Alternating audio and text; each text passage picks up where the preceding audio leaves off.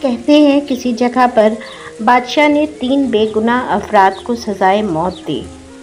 بادشاہ کے حکم کی تعمیل میں ان تینوں کو پھانسی گھاٹ پر لے جایا گیا، جہاں ایک بہت بڑا لکڑی کا تختہ تھا جس کے ساتھ پتھروں سے بنا ایک مینار، اور مینار پر ایک بہت بڑا بھاری پتھر مضبوط رسے سے بندھا ہوا ایک چرخے پر جھول رہا تھا۔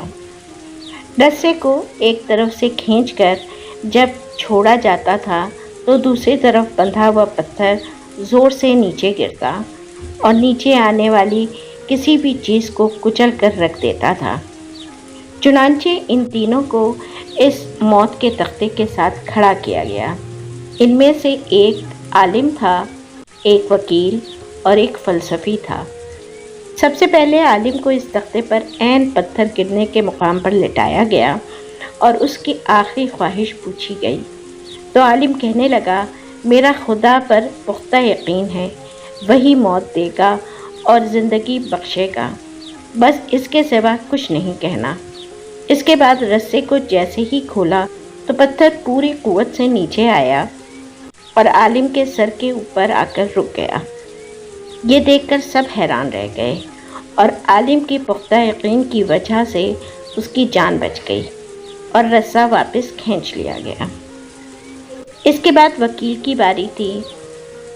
اس کو بھی تختہ دار پر لٹا کر جب آخری خواہش پوچھی گئی تو وہ کہنے لگا، میں حق اور سچ کا وکیل ہوں اور جیت ہمیشہ انصاف کی ہوتی ہے، یہاں بھی انصاف ہوگا۔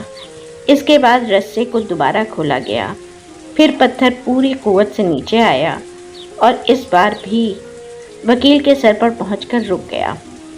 پھانسی دینے والے اس انصاف سے حیران رہ گئے اور وکیل کی جان بھی بچ گئی۔ اس کے بعد فلسفی کی باری تھی۔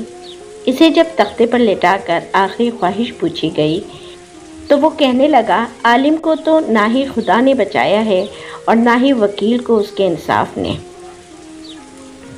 دراصل میں نے غور سے دیکھا ہے کہ رسے پر ایک جگہ گانٹھ ہے جو چرخے کے اوپر گھومنے میں رکاوٹ کی وجہ بنتی ہے، جس سے رسہ پورا کھلتا نہیں اور پتھر پورا نیچے نہیں گرتا۔ فلسفی کی بات سن کر سب نے رسے کو بغور دیکھا تو وہاں واقعی گانٹھ تھی۔ جب وہ گانٹھ کھول کر رسہ آزاد کیا تو پتھر پوری قوت سے نیچے گرا اور فلسفی کا سر کچل کر رکھ دیا۔ اس کہانی سے ہمیں یہ سبق ملتا ہے کہ بعض اوقات بہت کچھ جانتے ہوئے بھی منہ بند رکھنا حکمت میں شمار ہوتا ہے۔